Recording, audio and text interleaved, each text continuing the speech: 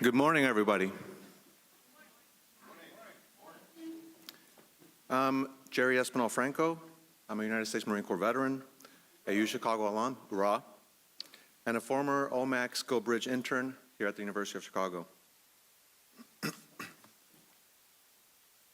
I would first like to ask all of you who are able to rise while we conduct posting of the colors by the UChicago Air Force ROTC.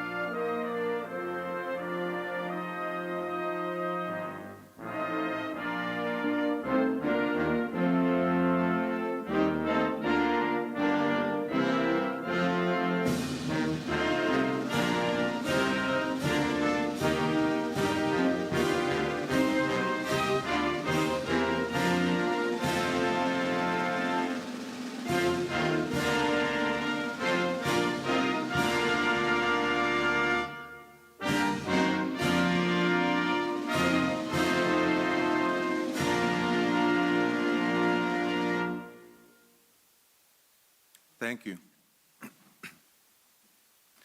Again, I'm Jerry Espinal Franco, and this is my first year as a veteran after having served 5 years as a manpower officer in the United States Marine Corps. Today we're celebrating a national holiday and a beautiful day.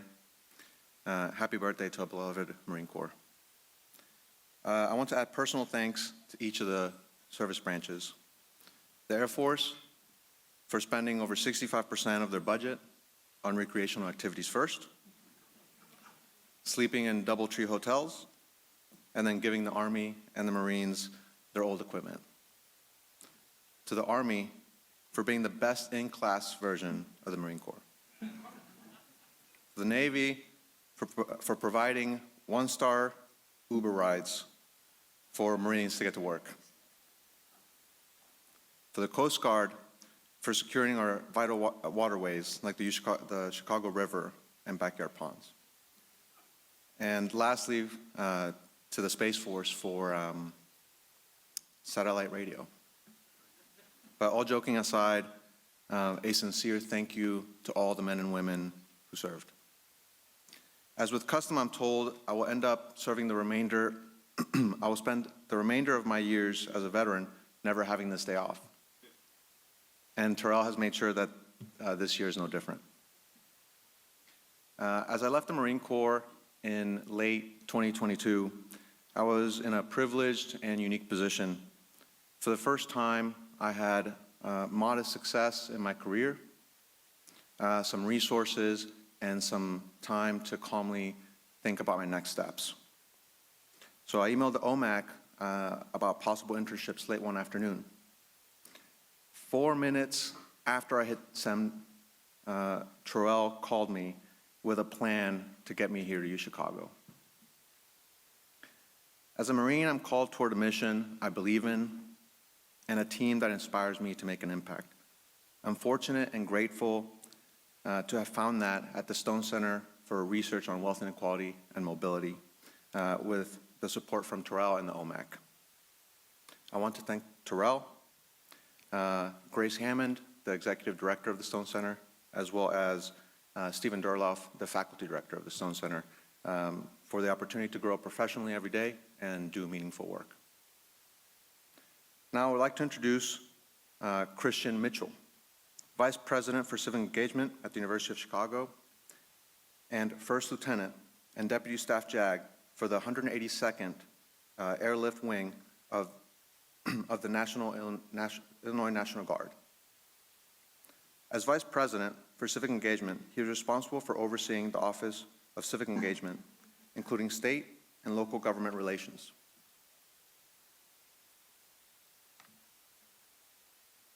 as well as the Office of Business Diversity, Commercial Real Estate, and Commercial Real Estate Operations. In this role, Mitchell is tasked with building civic engagement partnerships with academic and administrative units at the university, and engaging community and corporate partners to build durable relationships and partners for economic opportunity on the south side of Chicago and the region. Prior to becoming vice president, Mitchell served as deputy governor for public safety, energy, and infrastructure for the Illinois Governor J.B. Pritzker.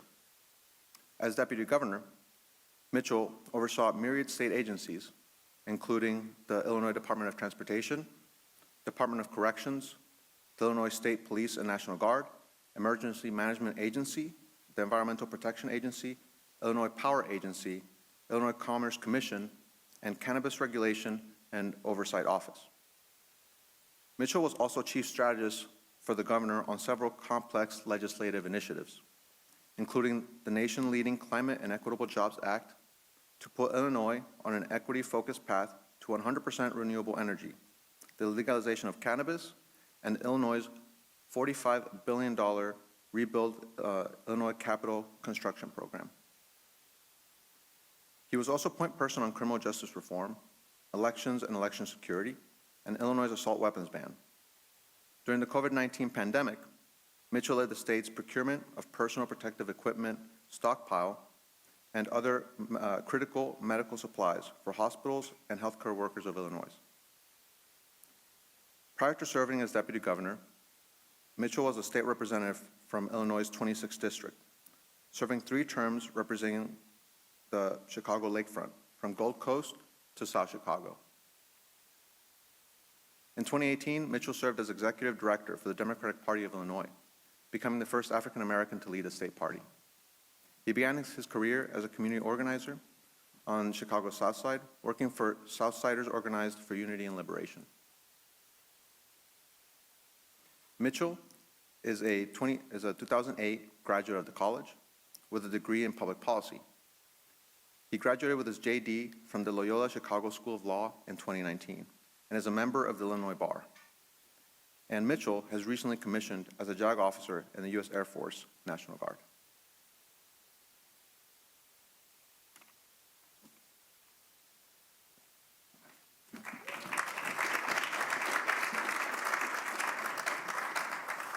All right, I'm going to try to cut down my remarks since you had to sit through that obnoxious bio. But thank you, Jerry, and good morning and welcome to all of you.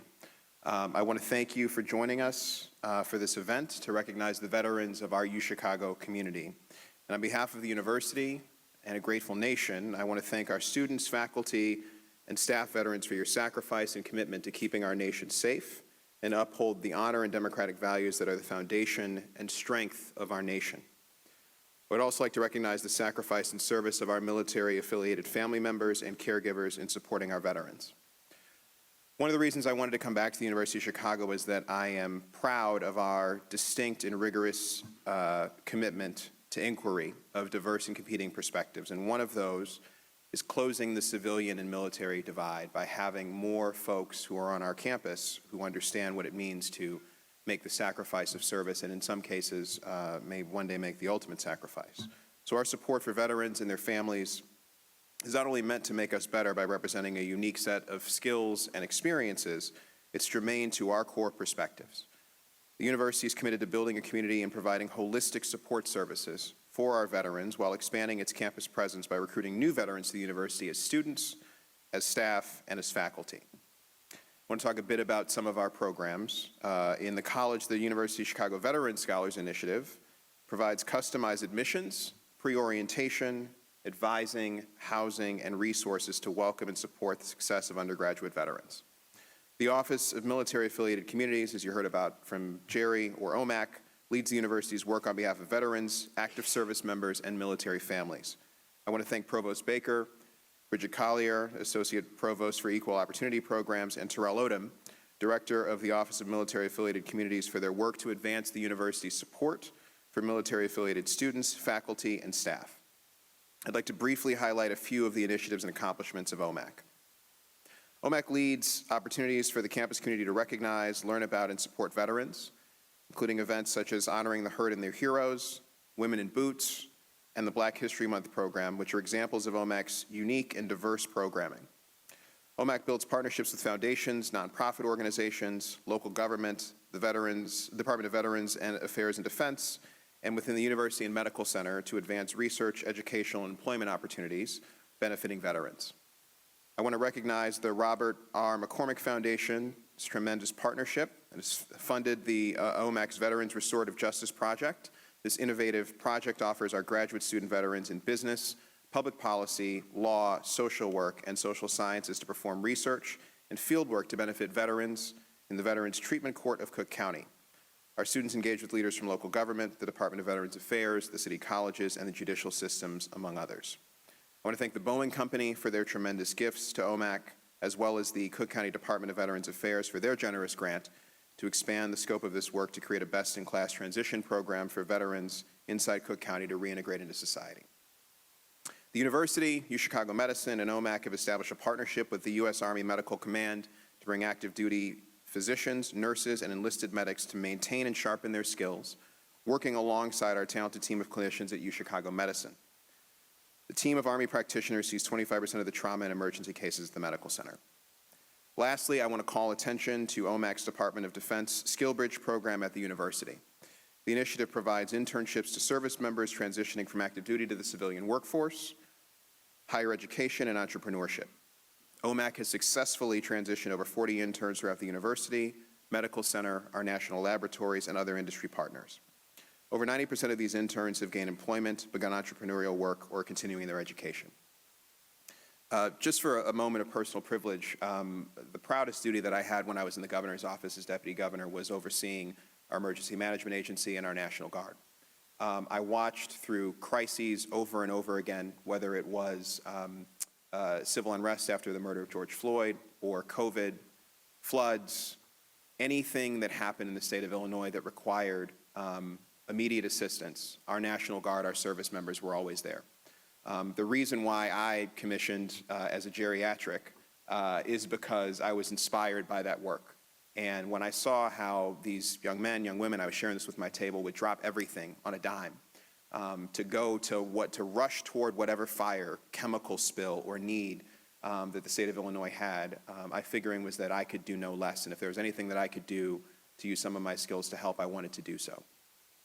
To that end, I have the distinct pleasure and honor of introducing a dear friend, Declan Binninger, who's a U.S. Army Reserve Major and Senior Advisor to the Illinois Secretary of State. More than that, in addition to being my friend, Declan is someone who has offered tremendous sacrifice for the state of Illinois. Oftentimes, when there was anything bad that happened, again, a mass shooting, a flood, needing to get personal protective equipment into the country, needing to build a stockpile, Declan was often my first call. And he always, with calm competence and generosity and humor, had a good answer that allowed me to brief the governor, that allowed us to take the steps we needed to keep the people of Illinois safe. We are a better, safer, stronger state, better, safer, stronger country for the sacrifice that Declan continues to make in public service, and I feel very honored to call him a friend and someone I'm proud to introduce as your next speaker. Declan.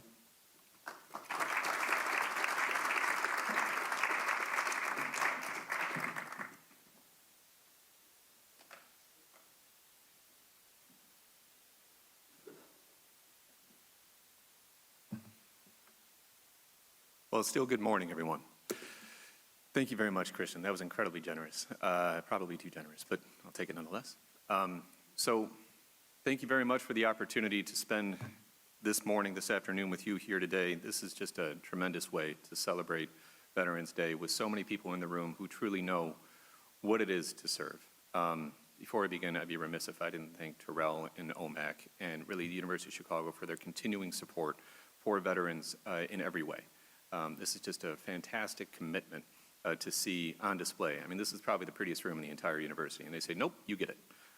That's a real commitment, you know, not just in name or in word, but actually in action to the work and the importance of this program. You know, when you think about service, you think about just about everybody in this room, or so many people in this room, at some point raised their hand and committed sworn oath to commit to protect and defend an idea. That's all it was. It's an idea. It was enshrined in the Declaration of Independence, the Constitution, other documents, but it's really just an idea. It's an idea that there are self-evident truths, that equality is among them, and that we need to have this at our forefront of our thinking at all times. And sometimes when you talk to folks who haven't worn a uniform, it's kind of difficult to explain exactly what that commitment to service looks like in real life. But we're reminded now this year, on the 75th anniversary of desegregation in the military, of what that idea really looks like, of what that commitment to equality and what right really looks like in real life.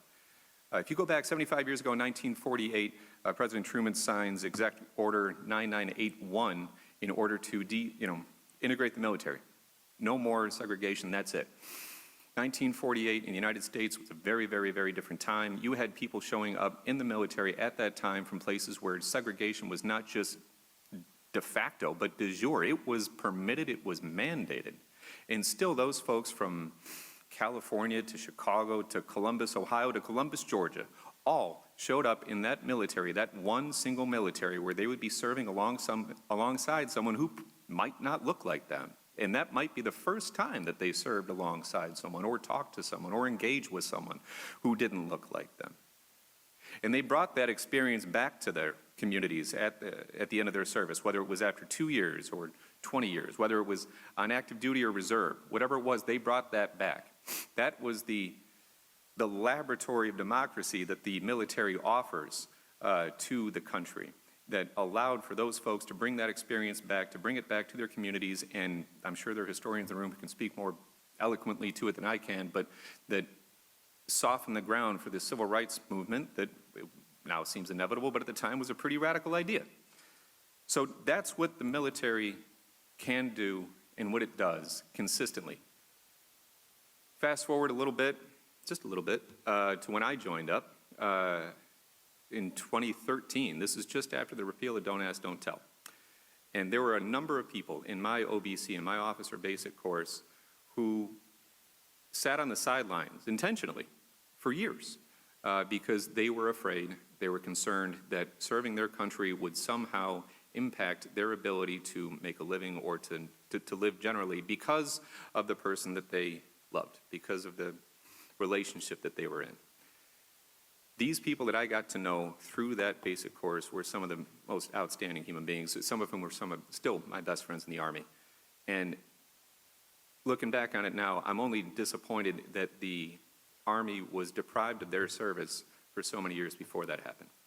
But again, this is what, to quote the chant, this is what democracy looks like. It happens all at once and then slowly and then all at once, and it's kind of messy. And that's what the military really provides for us. And that's the service, that's the commitment. That's what continuing service means to me. So that's my story. That's how I came into the military, and that's the background against which I view it. So I came in after law school, after practicing as an attorney, and then I joined the JAG Corps. And then I joined the Army JAG Corps, and then I got to do a lot of fun things, but still, when I was leaving my kind of higher op-tempo reserve units where I'd be called up every once in a while to do something fun, and moving into a more traditional reserve unit where I was going to be sitting still and writing wills, I kind of, like a lot of people, had to make peace with the service that I had committed and the service that I was going to lean into. And I remember the words of an old grizzled soldier who said to me, "Hey, look, you did less than some, you did more than others. That's it." And that truth works for me. It really does. If it works for you, feel free to use it. I hope it helps for you. But that truth is universal, applies to all people in all situations, not just in the military, but particularly so in the military. Again, this is my history, and this is the only the history that I can speak to because that's all I really know. But I want to put a plug in real quick for something that we do at the Secretary of State's office, and that's the Veterans History Project through the Illinois State Library, because through that project, all veterans in the state of Illinois can record their histories. And each and every one is a little different. What that project does is it allows for folks of all conflicts. We actually just had a World War II vet record a history not too long ago. And the point is to document their experiences while they're still here, make sure that people understand what it was, what they gave up, what they did, and give a better picture, get a better understanding of what it was to serve in the military in the United States at the time that they did. And then to package up those recordings, package up those submissions, and send them off to the National Archives so that they'll live forever. So if you want to see now what it was like to serve as a veteran from the state of Illinois for the Gulf War, you can look that up. You can look up a whole bunch of those people's experiences and really understand what it was that they went through. Korean War, World War II, Vietnam, doesn't matter, any conflict. And I bring this up because I encourage all of us to think about what our service means. If it makes sense to you to record that, if that helps you to make peace with the service that you continue to provide to the United States, whether as an active duty service member, as a reserve service member, as a retired service member. If it helps, it helps. I say all this really as a roundabout way to say thank you for your service. Thank you.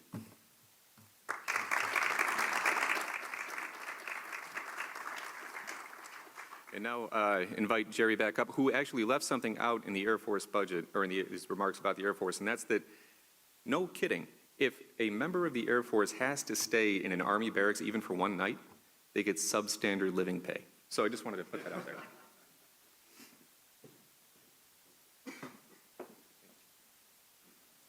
Thank you, Declan.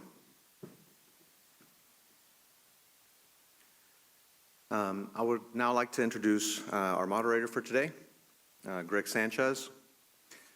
Greg Sanchez served as a machinist mate in the U.S. Navy from 2002 to 2007 and completed 2 post-9/11 deployments on board the U.S. Ogden. In 2018, Greg became justice impacted when he was arrested and placed into Veterans Treatment Court, VTC, a specialty court designed to support criminally convicted veterans.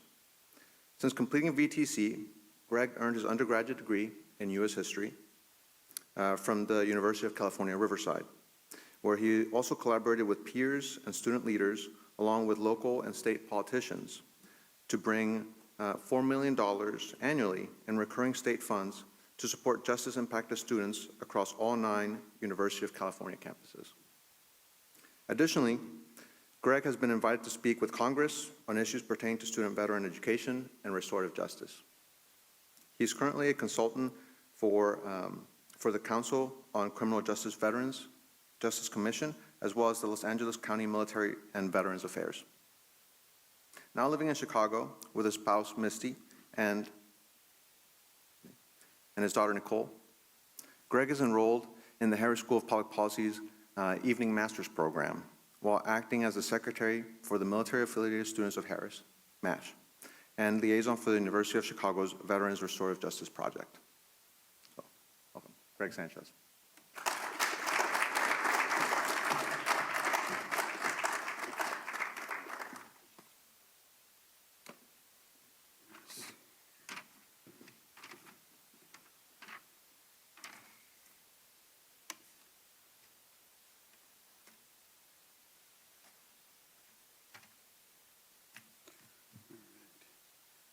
I think we're in afternoon now, right? Good afternoon, everybody. My name is Greg Sanchez, and I'm a U.S. Navy veteran and MA candidate at the Harris School of Public Policy. As an undergraduate student at the University of California, I studied U.S. social history. I sought to unpack the complex and compelling history of the social fabric that is the United States. I interrogated various threads of that fabric to understand leadership from a ground-up perspective, focusing on the lived experiences of everyday people. Amidst my discovery, I came across a unique population, incarcerated veterans. As a justice-impacted veteran myself, I can tell you that years of attaboys, medals, and ribbons vanish instantly when the shackles of the criminal justice system come out. Having successfully graduated Veterans Treatment Court, now serving as the Veterans Restorative Justice Project Liaison at the AU Chicago, I am privileged to use my lived experience to help inform our society of what it takes to heal veterans in crisis behind bars. 1 in 3 veterans state that they have been arrested, as opposed to 1 in 5 non-veterans. Justice-involved veterans are also more than 2 times as likely to take their own lives compared to non-justice involved veterans. The work that UChicago's Veterans Restorative Justice Project is doing is magnificently critical to the well-being of the veteran community. As liaison of this project, I work closely with the Cook County Public Defenders, prosecutors, judges, as well as UChicago's professional schools, the Department of Veterans Affairs, and County Social Services to heal and assist veterans with reentry. It is an honor to serve in this capacity, and I would like to thank UChicago, our Office for Military Affiliated Communities, the Circuit Court of Cook County, and the Robert R. McCormick Foundation for bringing me on board. Now, let me introduce you to our wonderful panel of veterans. I'm going to start with the Navy because I think Terrell would have it only that way, considering he served in the world's finest Navy himself. I'd like to introduce to the stage U.S. Navy veteran Connor Christensen.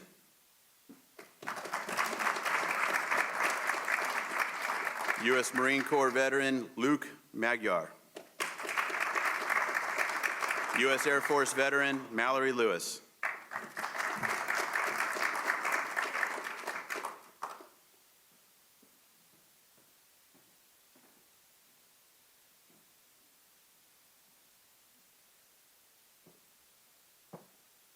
Okay, to kind of kick us off here, I want to kind of ask each one of you to tell us why you joined the military and what your role in the military was. Sure thing. Hi, everyone. Happy to be here. It's a pleasure. I grew up on a farm in Minnesota, and my family pretty much didn't care about college at all. I mean, they were great people, but that wasn't a priority for them. Yeah, I grew up with my dad. Used to go on these overseas mission trips with our church to go help people out and then bring back souvenirs from all over the world. And I had a lot of friends that were thinking about going to college. So I wanted to get out of Minnesota and out of that kind of rural lifestyle. So when I was 18, I almost went to college, and I was about to take out a loan for like $23,000 for like 1 semester of a communications degree at a subpar school. It was a mess. So I didn't go through with that, and I instead joined the Navy, and I'm very happy I did. I was a corpsman for 5 years, a medic. It's a cooler medic, basically, and served 4 of those 5 years in Rota, Spain, so pretty hard service there. No, it was really nice. It was great because there in Spain I got to help out. There was four deployed destroyers, plus there was a Marine Corps element, an EOD element. I got to go travel to Italy to work there as well. And so I got to see the world just like I wanted when I was a kid, and it was the time of my life, and now I'm getting my education. So, yeah. Yeah, thanks everybody for having us. I was a little bit different. I came from a military family. My dad was in the Marine Corps for 20 years, which made me very opposed to joining the Marine Corps. And so growing up, I had absolutely no intention to join the military. I wanted to go to college and be quote-unquote normal. Fast forward, I graduated high school and went to community college for a year, at which point I realized that it was quite boring and I was quite broke.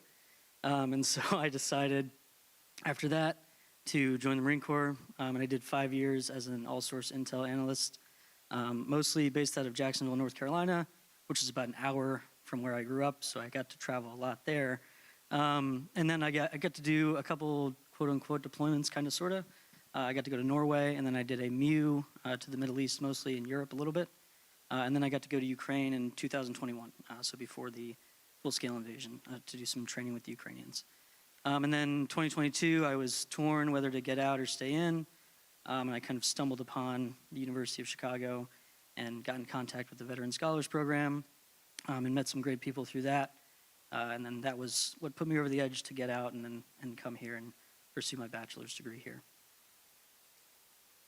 Yeah, so I'm a little more similar to Connor. I'm from a rural area in Arkansas, a very small town, and I come from an impoverished family, really, so college wasn't an option. I applied, I got accepted, but I didn't get scholarships because my mom, who was the single breadwinner for my household, made too much money, but not enough money to pay for my college. So I decided to move out on my own after I graduated high school, and I moved into a house with a bunch of my friends, and then some things happened, and they basically left me with all the bills, and I lost my job. And so then I was like, okay, I'm gonna move back home, figure it out. And one of my friends mentioned to me, you did 4 years of JROTC in high school. Why don't you join the Air Force? And I was like, well, I was trying to avoid that. I had the experience of a very strict, rigorous thing. I mean, it wasn't as strict as the military, obviously, but for a high school student, absolutely. So I was like, okay, I'm going to think about it. And I went and talked to my recruiter. And so I graduated high school in May. I went to the recruiter in October of 2009. And then I shipped out in February of 2010. So it was a really fast process. And my recruiter and all of my military friends told me that I was an idiot because I chose security forces for my job. So I was basically military police. Nobody likes you, whether you're a capo or not, inside and outside. So constant battling with both your peers and the people that you're supposed to be policing. But I will say that that experience was wonderful. It put me in a place where I could learn about leadership, foster my skills for helping people. I had the opportunity to lead a deployment to UAE and then to Jordan, where I was in charge of brand new troops. So that was a really unique experience for me. And it was a difficult one because one of my troops he had a pregnant wife and she gave birth while we were there. So I had to go through the whole chain of events to try to get him a room where he could see the birth.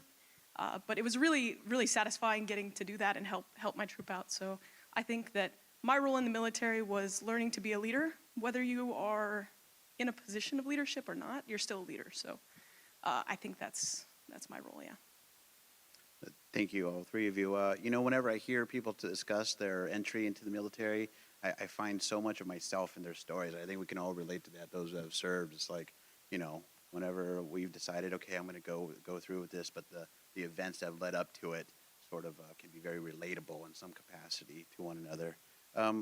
As with OMAC VRJP, the Skill Bridge program, both are unique and fascinating initiatives that allow for service members to regain their footing in society. I know that Jerry is now the assistant director at the Stone Center, participated in one of these programs, and has moved into his role at UChicago and continues to support others who are in this transition.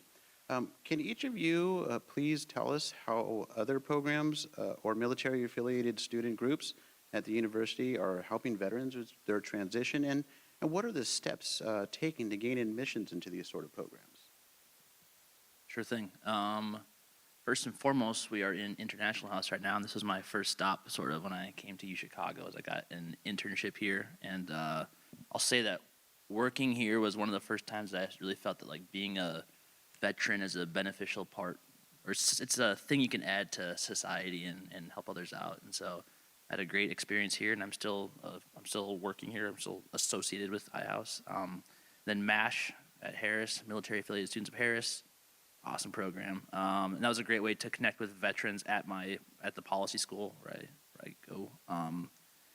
And obviously from day one when I got accepted to UChicago, I wasn't quite sure if everything would be covered, and I called Terrell. That was my first time meeting Terrell, and it was over Zoom while I was overseas, and he put me at peace. He was just he is the man. Everyone knows it. We praise him all the time. He doesn't need more praise, but Terrell is awesome, and he helped me out. And OMAC is a constant support throughout my time here at UChicago.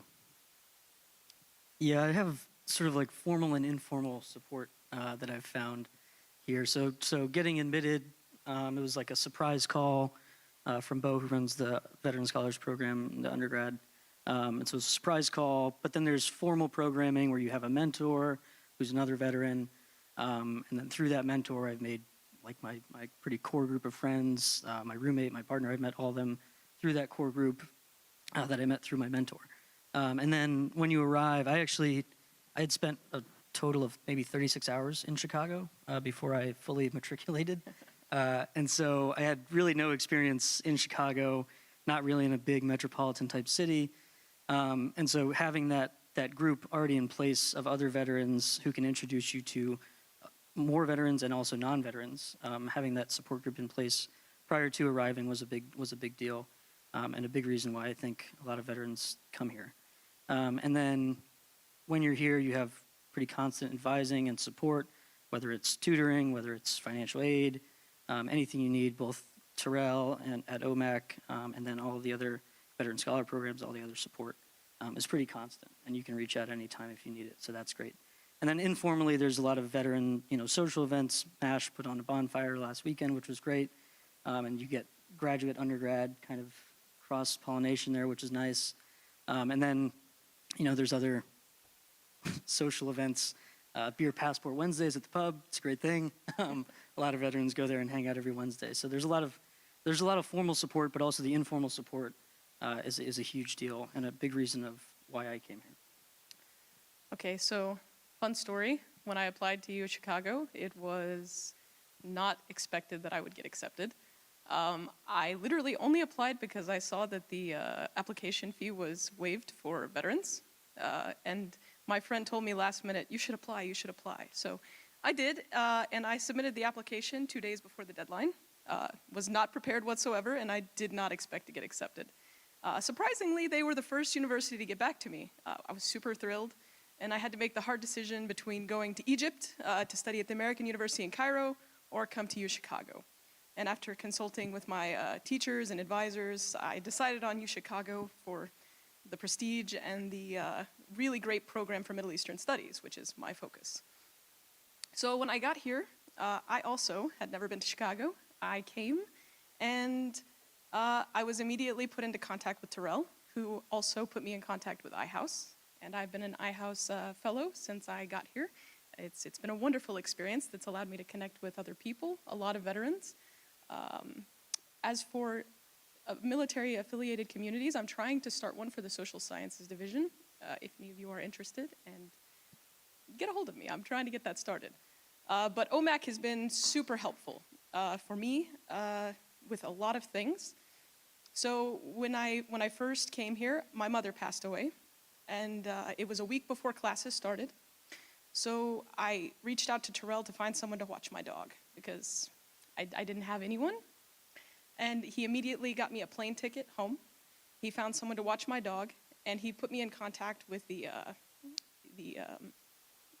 emergency fund, so I didn't have to pay for any of that trip to deal with that hardship, So I think that the work that OMAC does for its veterans is amazing. It was super helpful, and it made my time here so far fantastic.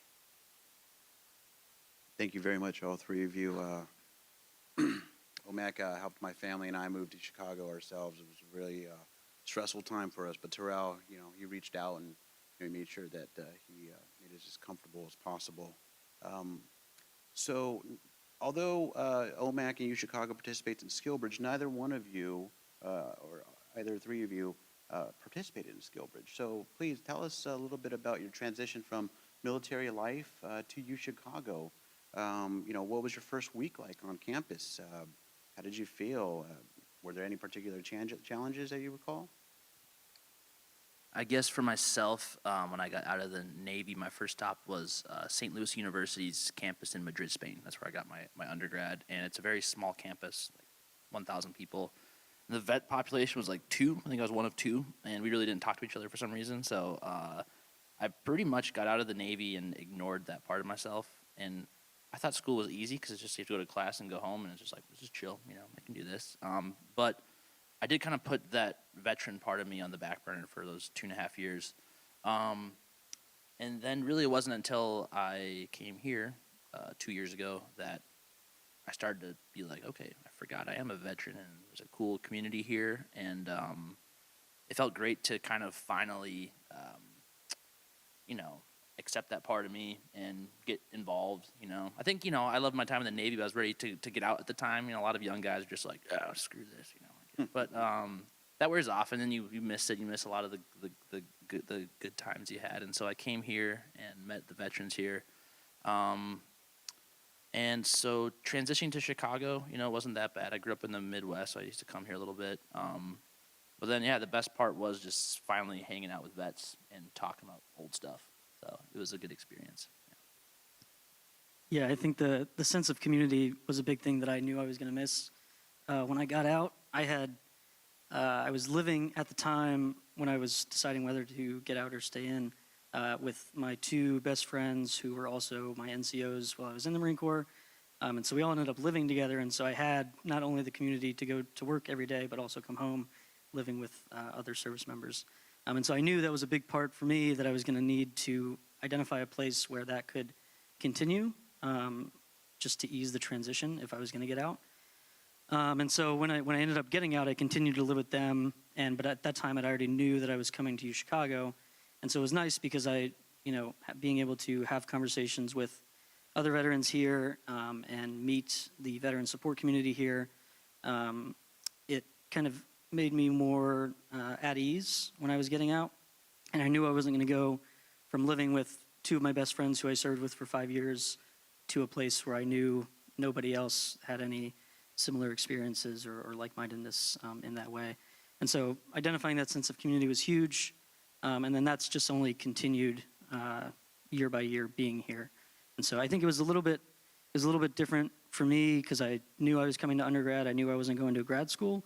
And so I knew I'd have to learn how to talk to 18 and 19-year-olds. And even, just having people that have been here for 2-3 years, having to talk to 18, 19-year-olds, they can kind of teach you a little bit of like, oh, this is what you can and can't say. Here's the slang, the lingo, the new terminology that's being used, because it changes every day. I can't keep up.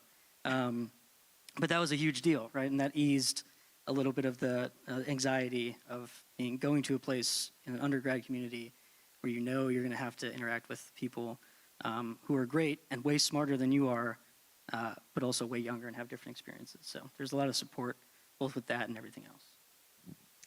Yeah, so coming to Chicago was a culture shock for me.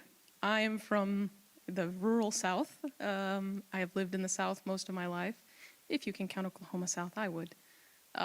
So I lived in Arkansas, Texas, Oklahoma, not big cities. The biggest city that I had lived in was Oklahoma City, which I don't know if you've ever been there, but it's not that big. So when I came to Chicago, I came alone with my dog and all my stuff. I got an apartment without viewing it, and I did not know what to expect. So when I arrived at my apartment, picked up my keys, I was not told there was no elevator. Never been in an apartment complex that doesn't have an elevator. I lived on the 3rd floor, and I came here alone. So I spent the next 2 weeks slowly unloading my truck all the way up to the 3rd floor apartment by myself, because I hadn't been affiliated with the OMAC community yet. And after I had finished that, I met Terrell, and he said, if you'd have just told us, we would have helped you move in. But, live and learn. So I had a few panic attacks, and there was no air conditioning in my apartment also. Never lived in an apartment complex that didn't provide air conditioning. But after I got past that culture shock, and again, my mom passed, and so I dealt with that hardship as well. Lucky for me, the military taught me one thing, and that's resiliency. So I bounced right back, and I went right into the classes. I went to a few veteran events. I started to build a community. I did not come here out of active duty. I went to the University of Oklahoma, so where I did 2 degrees in 4 years, and then I came here. And Oklahoma didn't have a veteran community. They had a small one, but they didn't do anything. They didn't really meet, but maybe once a year. And so that part of my life, again, like him, was put on pause. And I didn't really interact with the veteran community at all. Once I came here, though, I started getting invited to things. A few of the military spouses invited me to come over for a Hobbit watch party. It was really nice, especially coming without any sort of community or support system. So I think that that's pretty much how my experience was. It was a lot of stress, a lot of learning new things, and also the stress of coming to a university that has such a prestigious title. I suffer horribly with the complex where I don't think that I fit in or belong here. I forget what it's called now. Imposter syndrome. Imposter syndrome, yeah. So coming here also put that stress on me. And I worked through it, and I feel very comfortable, and I'm happy to call you Chicago my home. Thank you. Each one of you deserve to be here. The university needs you all here. Know that. And also, if anybody needs help with moving, Terrell Odom, find him, get his number. He's Luke will help you. happy Yeah. So a follow-up question for Connor and Luke. You also completed a unique internship, so both of you, that allowed you to conduct work in Colombia, Ukraine, London, and some other amazing places. Can you elaborate on the work that you did in those places, starting with you, Connor? Absolutely. Yeah, as I mentioned earlier, I think operating overseas was something that that was the aspect of the military I almost enjoyed the most. And so coming to UChicago, it was actually my first time living back in the U.S. in 8 years, I think. So naturally, I am interested in things that are happening overseas. And I'll say that here in the U.S., our veteran, let's call it the reintegration program, coming out of the service and joining the civilian life, it's not perfect, but it's pretty darn good. And if you compare the U.S. to the rest of the world with their process of transitioning, we're probably the best. We really are. And so I kind of found the nexus of those two facts. That I'm a veteran who's transitioned out, and I love working overseas. So my first summer internship, 2022, I met Dr. Erin McPhee, who did her PhD here. Now she's at LSE and lives in Washington, D.C. She got me a spot working in Colombia.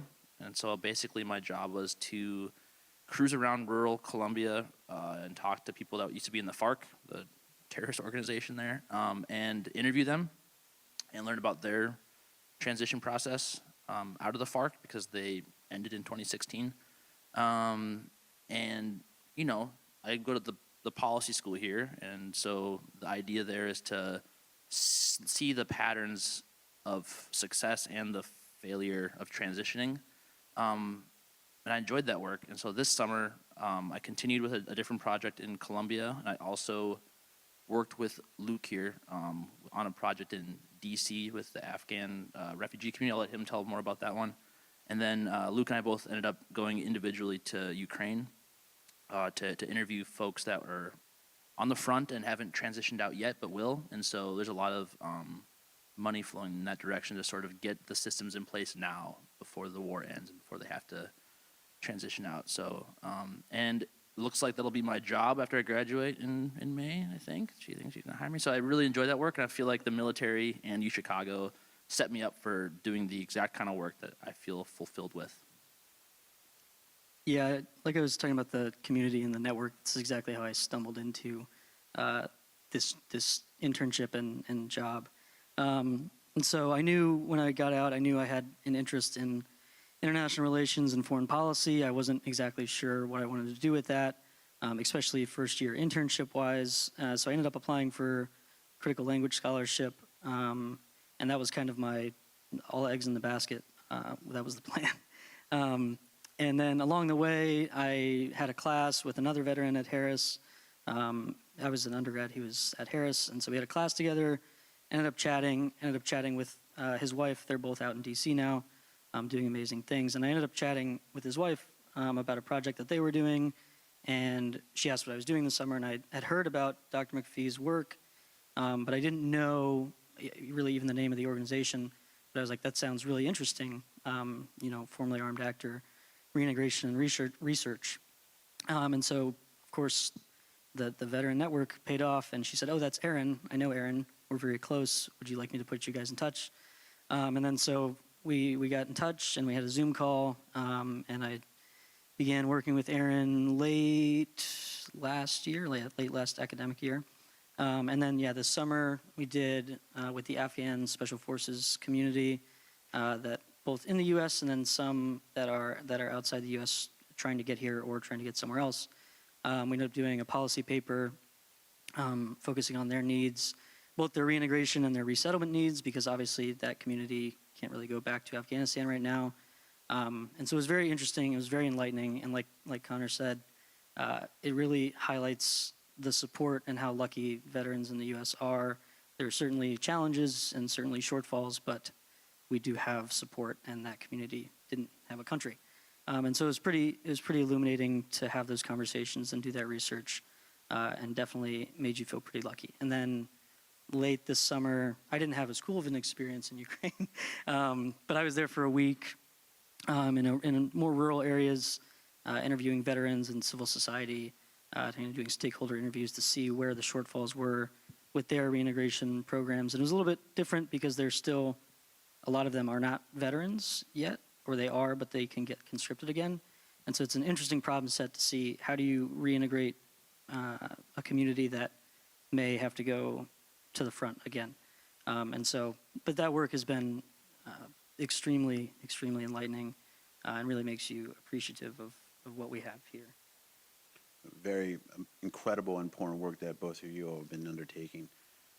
Mallory, I think a congratulations is in order for you recently getting married. Mallory just got married, everybody. Additionally, you were recently awarded the Foreign Language and Area Studies Fellowship for 23-24. Can you let us know a little bit more about both those exciting adventures? Yeah, absolutely. So my husband, Abdullah, is here.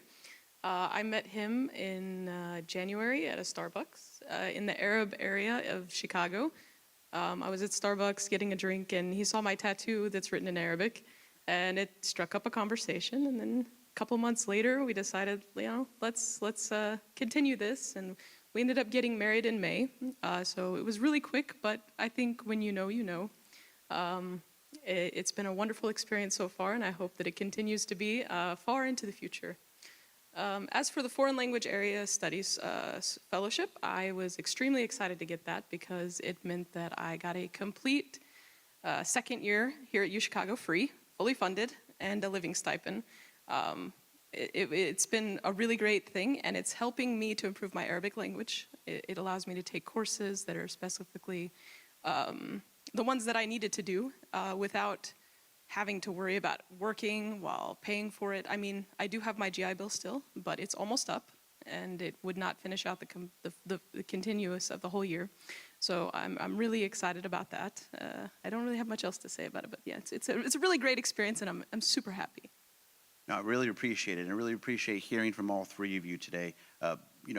Unless we're in classes with each other, we really don't understand or hear about the work that each one of us is doing, and that goes for the veteran community wide.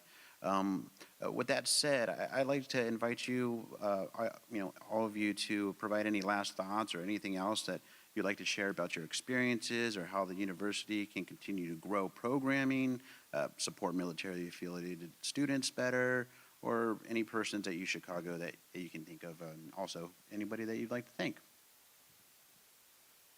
Well, I'll say pretty much every group and person I've mentioned thus far deserves a thank you from me because you've got me to exactly where I want to be in life. I'm also proud to say that my first year at the Harris School in MASH, I think I was the only prior enlisted person in MASH, and now we got like 4 E-Dogs sitting over there, so 3 or 4. So pretty happy about that. So it's good to get a nice mixture of vets in the policy school. But really, I can't say thank you enough to OMAC, to International House, to the University of Chicago. There's so many networks that are overlapping here, and they take you to exactly where you want to be in life. And I've met people that I'll never forget, that'll be with me my whole life. And yeah, I'm very grateful.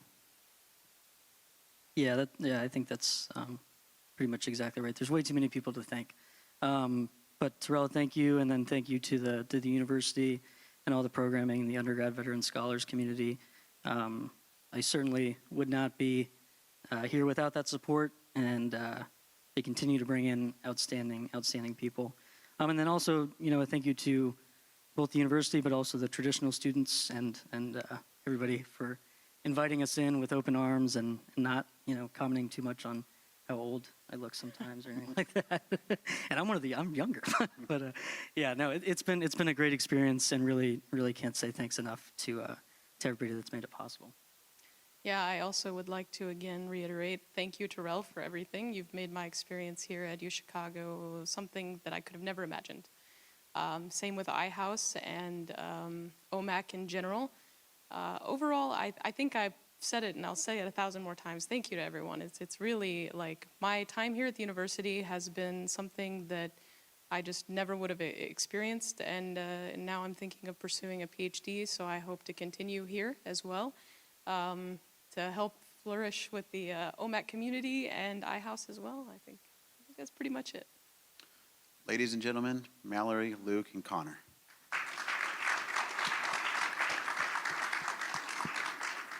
And actually, we're going to do a quick Q&A. I think we're going to do a quick Q&A, facilitated by Jerry. I'll stay up here too in case anybody has questions for me. All right, everybody. I would like to invite you, the audience, to ask questions of our panel and moderators. And then we have some mics we can pass around.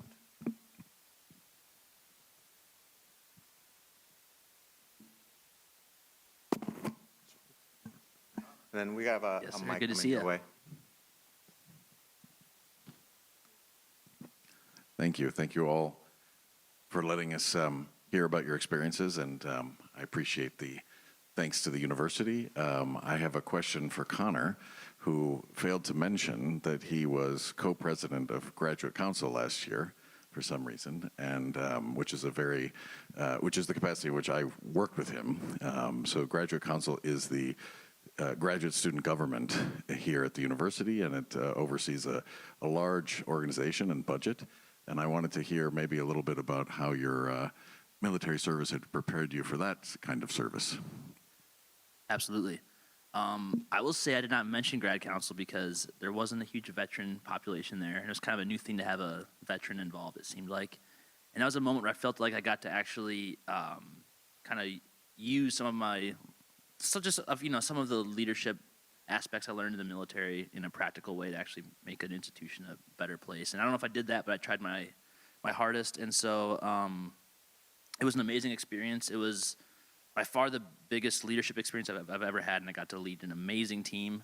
And I learned all about what actually makes an insanely amazing organization like UChicago tick. There's just way more going on than I would have ever imagined. And it's and I also, I got to see different opportunities for people to apply for funds to go do what they want to do with their time here at UChicago and afterwards. And so I felt really honored to use my veteran hat and my International House hat and my Harris hat and try to let everyone mingle and use the resources that everyone has. Up to this point, that was sort of the culmination of leadership in my life, and I'm hoping I can take the skills I fine-tuned with grad council into my career this next year. Thank you.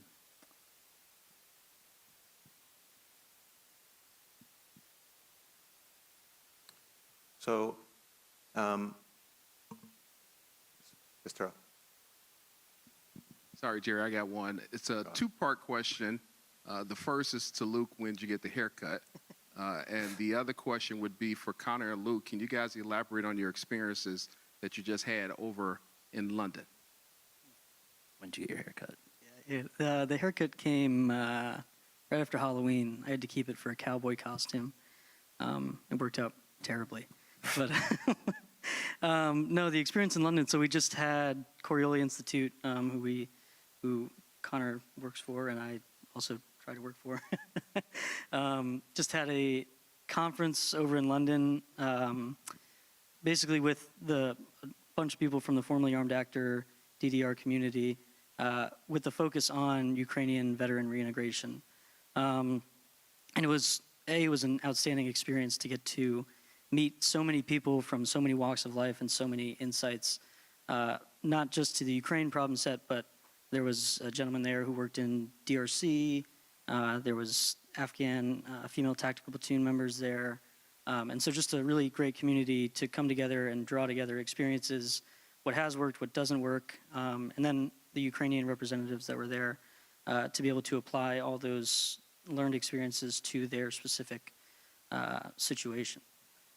That's kind of what I was trying to mention with grad council. I didn't say it that well, but I love connecting people that have different experiences so they can learn from one another. And that's exactly what we were trying to do. And I think we succeeded in doing in London. It was we had experts in the Colombian reintegration process, the DRC, Sierra Leone, Ireland even. And so, it's not every day that folks that are on the front line in Ukraine get to hear from experts from Colombia. And so I felt like a lot of great talks were being had amongst the different people that attended, and there's papers in the work now. I think hopefully some productive work is going to come out of that. Yeah, I think that's the biggest part that I've loved about this work is it's not you certainly have plenty of conversations, but it's not just the conversations. It's not like some conferences that I've experienced where it's just talking about the issues. There's policy papers that are coming out of it. There are people from Ukraine that are taking these recommendations back to Ukraine to try to implement those changes. So an actual tangible output is the best part about that work. And I'll say too is that real quick that this line of work, some vets more than others kind of struggled to find purpose and meaning, and I think this is a field of work where it's pretty easy to find to find some purpose there. With your indulgence, I just want to make a comment, if you don't mind. So I am an American, but I was born in Ukraine. And my wife and I attended a meeting here at the University of Chicago about a year ago. And there was discussion when the war will end, why Ukraine isn't part of NATO. And different answers were given, but I'll give you my perspective. In 1993, when we were forcing Ukraine to give up the nuclear weapons, I advised the president of Ukraine and the defense minister not to do that. Because I said, don't jump into the swimming pool until you make sure there's water in it. They said, well, we're going to be guaranteed territorial integrity. He said, people will forget about that. And you can see now our Congress is fighting the aid to Ukraine, but they seem to forget it. We made a promise. And if we don't keep our promises, that's not very good. Second, they said, well, they couldn't let Ukraine to NATO because of corruption. And I asked the Senator Chuck Hagel and the ambassador, former ambassador to the Russian Federation, Alan, I think was his name. I said, name me one country, former Soviet Union country, where there was no corruption, either then, before, or after. I said, how about our own country? You know, I can think of a few, but I've reserved that. And they said, and then you ask, how long will the war end? I said, I just talked to a tank commander not too long ago, and he says, when we're going to get the Abrams tanks. That was before we offered it to them. And I said, how the hell do I know? He says, well, it doesn't matter, we'll fight with pitchforks, but we'll never surrender. So the answer to that is never. I know those people, they're nuts sometimes, but they will not give up their freedoms or their territory. So I don't mean to get involved. What? Oh.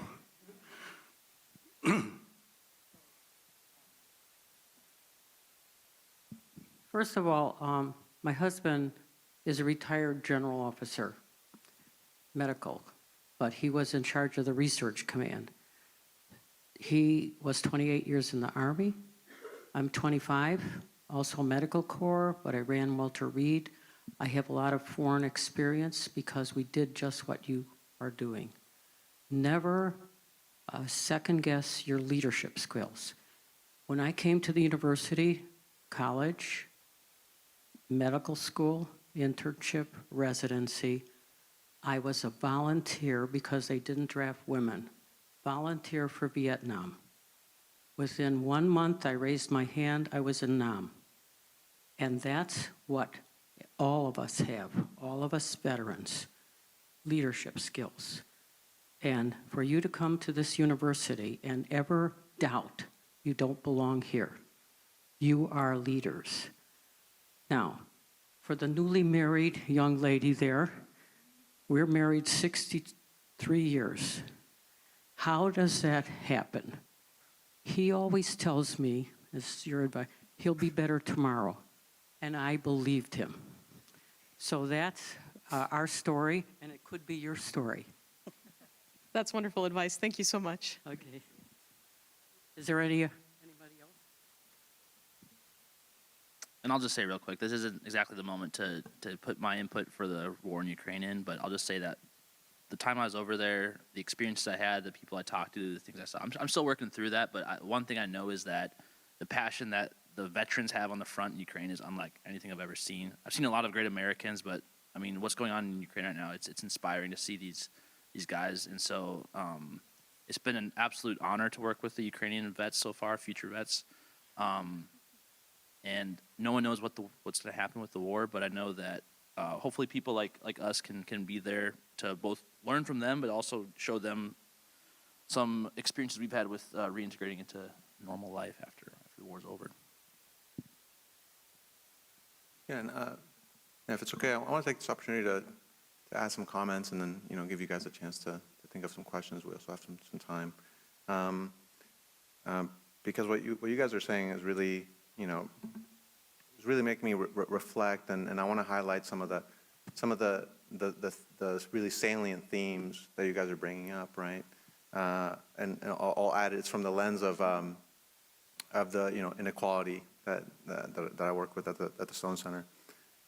A lot of you guys mentioned that the background that you come from, right? It could be considered a disadvantaged background, right? And that the United States military offers opportunities, right, that really change our lives. And that's not the case everywhere in the world, right? So from Ukraine, I was born in Colombia. And it's not a good thing to be in the military in Colombia.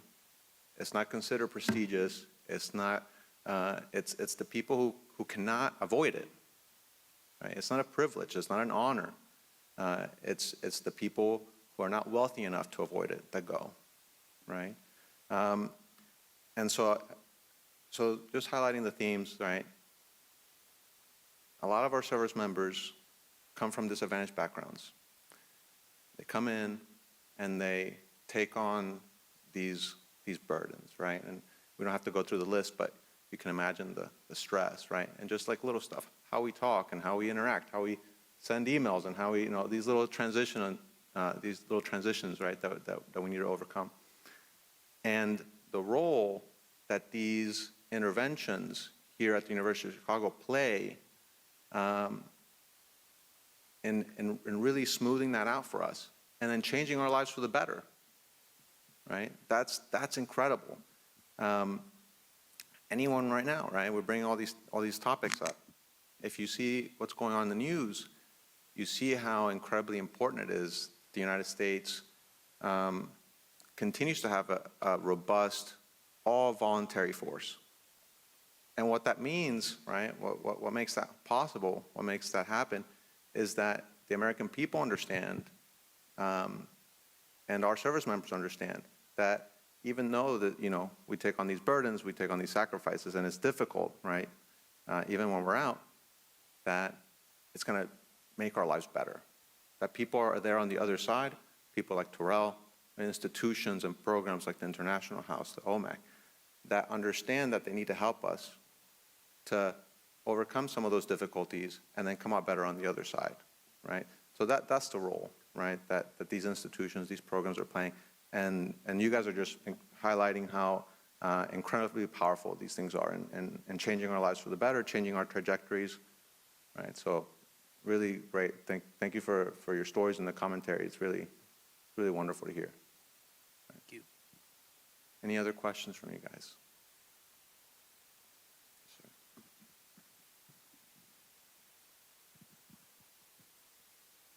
sir. You can all answer this, or one person can answer it. How would you, excuse me, how would you evaluate maybe your time in, right? Like when we all join the military, you have your experiences from your first day of basic training or boot camp, whatever, and then your last day you get your DD 214 or something. But you change, right? You have an arc within that story, and I guess what I'm asking is, how was your story changed from start to finish? What things do you see when you left you wish you would have done better at the beginning, or now even further removed, being out of the military altogether? What do you look back on your military experience and think, I really should have done that training, or I should have been more like this? I guess that's probably the totality of my question. Thank you.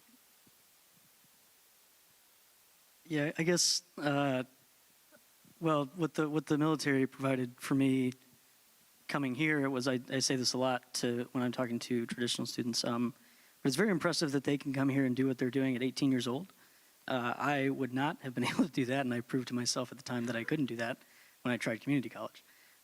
So what the military provided for me was like a work ethic, which maybe I always had, I don't know, maybe it just needed to be unlocked, but I certainly wasn't utilizing it at that age. So the work ethic, resiliency, like you were talking about earlier, but then also just being able to go into uncomfortable situations and figure it out has helped tremendously. Coming back to school in classes that I haven't experienced in 8-10 years, being able to go into a class not knowing anything about what's going on and be able to use that to learn more and to achieve your goals in the classroom. And then I guess the time in the military, what I wish I would have done differently. I got to travel a lot, which was great, and there's certainly ups and downs. But I tell this to my roommate Sam, who's here. But I say, you don't miss the circus, you miss the clowns, kind of thing. Which is basically just to say that you always wish you'd spend more time with your best friends that you make when you're in, and then having to it's essential to me to maintain those relationships after being out, because those are best friends you'll ever have. So that's what I would say.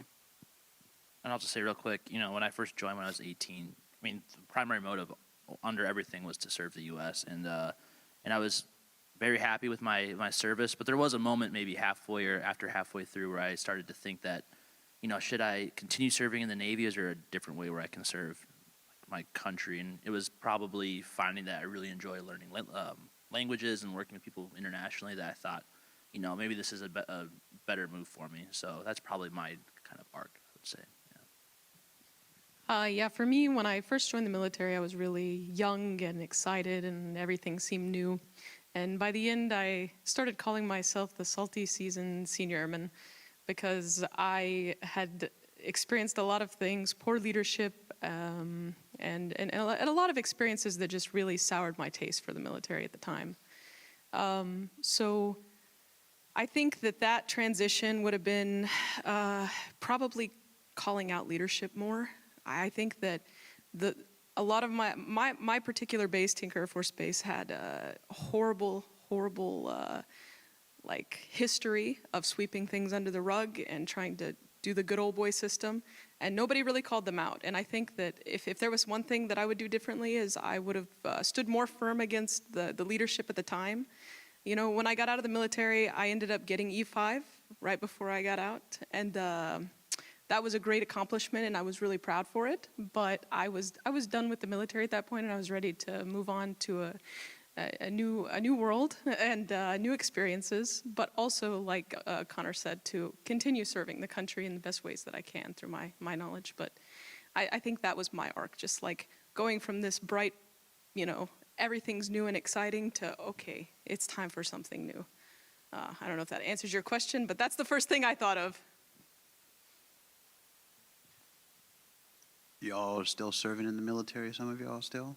Can you put your hands up, those who are still in? Okay. I was out of the military about 10 years before I found out about service-connected disability. Okay? Start learning about that stuff now. Get as much as you can into your service records now. I didn't have any idea on how any of these VA benefits work when I first got out of the military. It was 3 days of taps and good luck. Here's your resume, and this is how you apply for a VA loan on a house. You have a GI Bill. And pride screwed with me. I felt like I was undeserving of a lot of the military benefits that were available to me, even when I found out about them in detail. Right? And it took me almost losing my life about 6 times in 1 year before I finally just submitted and said, I need some help here. Right? Fortunately, I'm still here today. So my advice to you all who are still in the military, get everything in your medical record. Don't let anybody shame you. And understand how the process works for disability compensation pay. It could change your life. You've done something very honorable, admirable, and I respect each and every one of you. But don't let that stuff go by. Get it done now while you're still in the military, and then file even before. I guess you could file even before you get out of the military now. So that's what I learned. Because my life changed once I started peeling apart all those benefits that are available to me. Yeah, I'd like to second that. It's really important. I pushed it off for like 2 years because I had the same pride issue, like, why am I going to do this? I'm fine. There's people worse off than me. But honestly, doing it is one of the best things that I've ever done. And it can help you in so many ways. There's lots of every state has different programs based on your disability rating. And there's a lot of pros to doing it. It gets you the help you need, and it's a payback for your service. So definitely record everything in your medical records. That's one thing that I wish that I had done more of, because I had to really fight for some of my stuff that I avoided so that they wouldn't take my gun away when I was in the military. Because if you say, oh, I feel sad, they'll take your gun.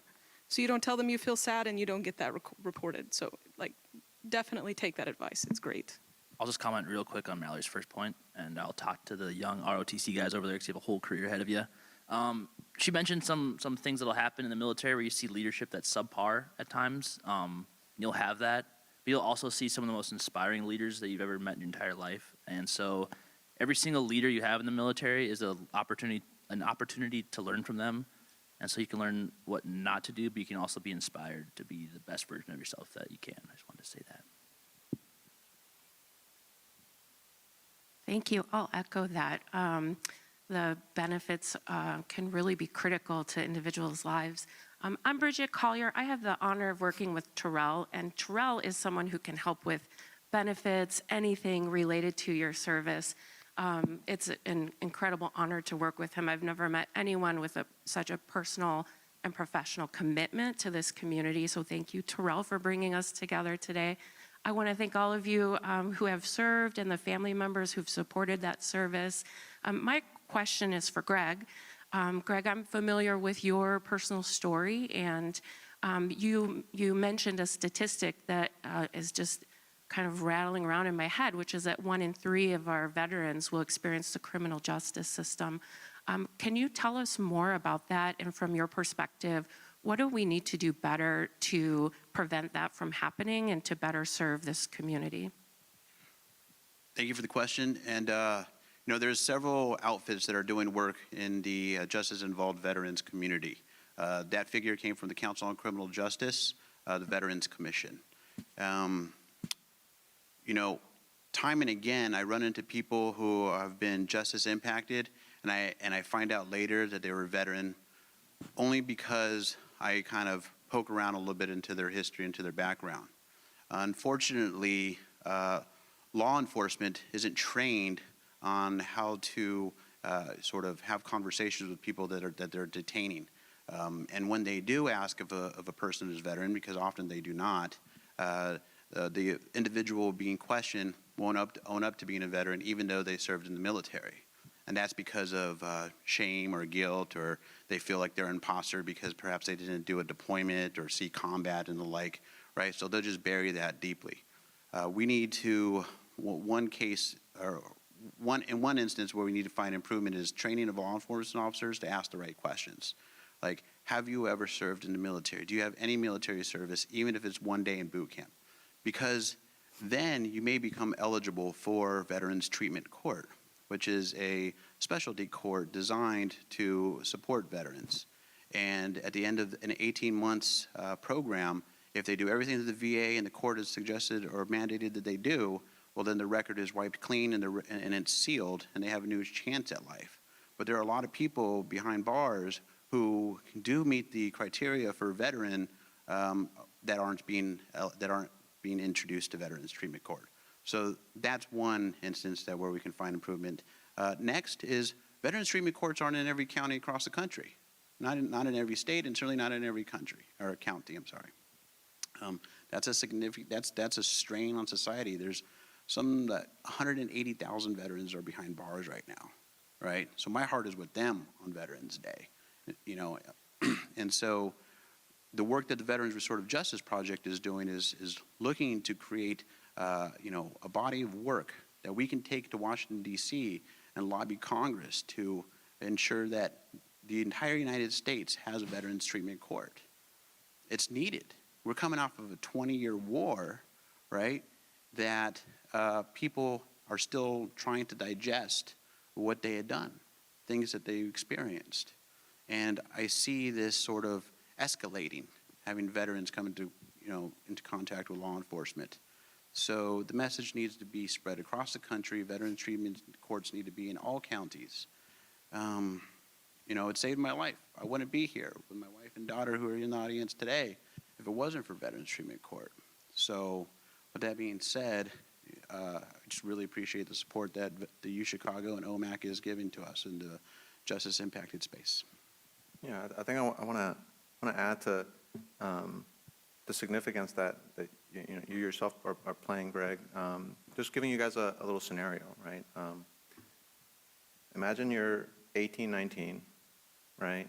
And you're off. I'm just telling you from my experience as a legal officer in Okinawa, Japan, during COVID. So you're 18, 19 years old, right? You've never been away from home, right? From Oklahoma or from Montana or Nebraska, whatever, right? And you're in a place that you've never been before. Everyone around you doesn't speak your language, okay? Your family and friends are thousands of miles away, and they're in a different time zone. So if you want to speak to them, you speak to them in the morning, or you speak to them at night, or sometimes you don't speak to them at all, right? And this is just a mild circumstance, right? Because this isn't war, this is just COVID-19. Now you can't go out. You can't go to the movie theater. You can't go to the restaurants. You can't go to the bars, right? You can barely go to the grocery store, and sometimes limited hours at the gym. And now you're working really, really hard to just do minimal stuff that used to be really easy to do. Basic troop movements or basic deployments are now extremely difficult to get through because of these restrictions. So imagine what happens to this really young service member experiencing these difficulties, not being able to live their lives. Are completely changed in an instant. And so what happens, right? The amount of misbehavior skyrockets. And so people are prosecuted, right? And again, because they're service members, and I think it's extremely important for people like Greg to be on the outside fighting for these guys' rights, because I think they're treated harshly, right? They're treated harshly because they made a mistake, but now it's about punishment, but not understanding, I think, a lot of the time. So I just want to comment on that and just paint that picture. If you think about how easy it is for someone to break down, during COVID. I think we all had that experience, right? So it's really easy to break down, so especially for a young person. And then that's the easy stuff, okay? We're not talking about combat at all. So just want to highlight that, and thank you. Do you have any additional questions? Or? Sir.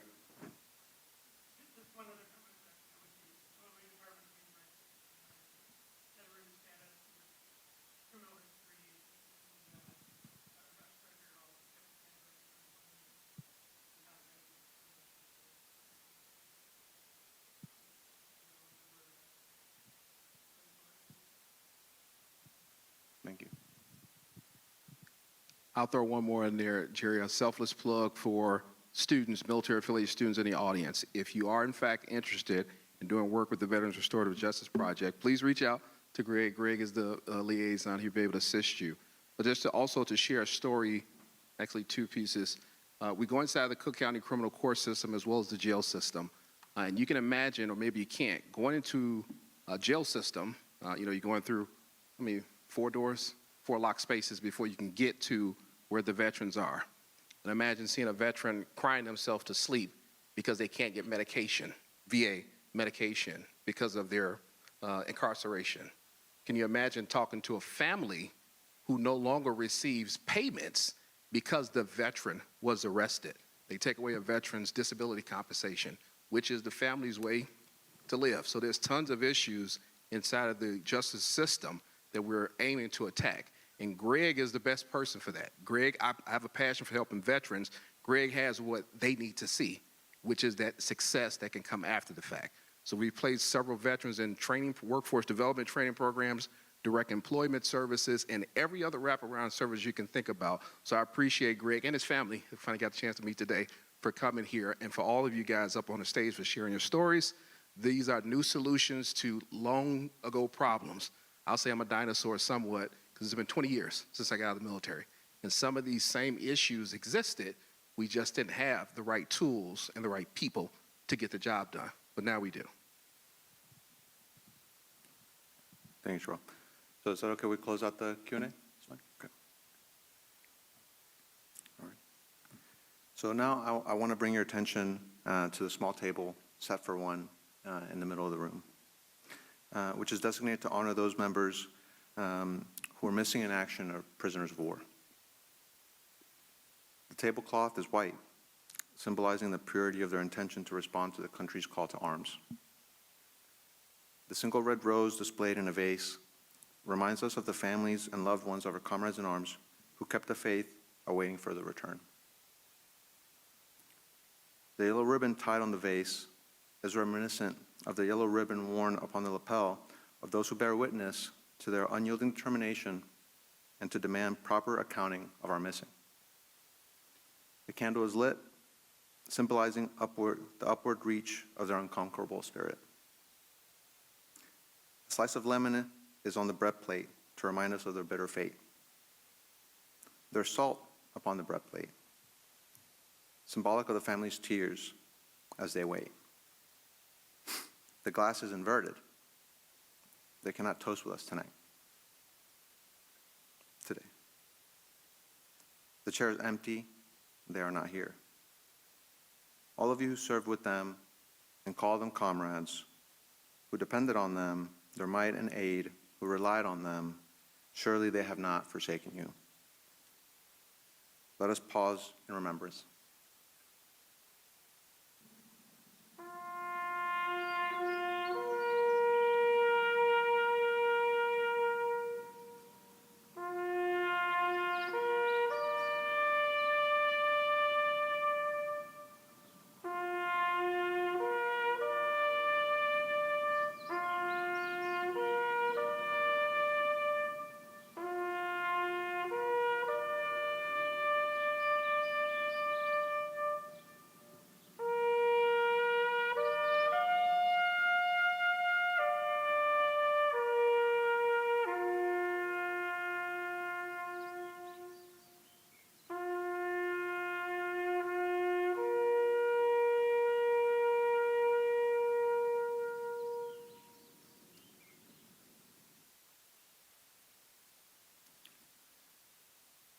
Until the day they come home, remember.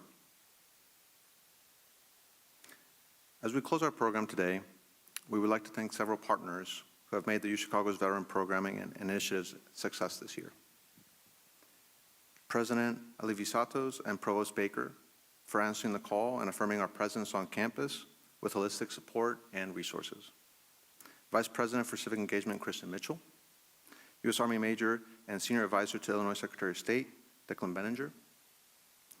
Our fantastic partners at the International House.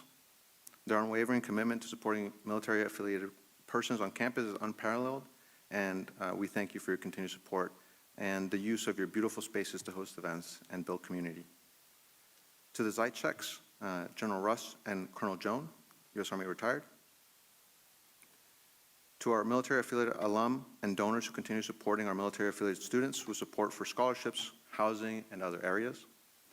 Our partners who also support military-affiliated persons on campus, the Office of the Provost, the Crown Family School, the University of Chicago Law School and Law School veterans, the Chicago Booth School of Business and Armed Forces Group, the Harris School of Public Policy, Stone Center and MASH, UChicago Medicine's Trauma Center, BSD's Comprehensive Cancer Center, Dr. Odunsi and Lauren Wall, the Undergraduate College, University of Chicago Professional Education, the Office of the Registrar, Scott Campbell, Joan Crevinston, and Mary Stofczyk, the Office for Civic Engagement, Campus and Student Life, Dean Rasmussen and Mike Hayes, Alumni Relations and Development's Military Affinity Group, and of course, Equal Opportunity Programs Office for Military Affiliated Communities.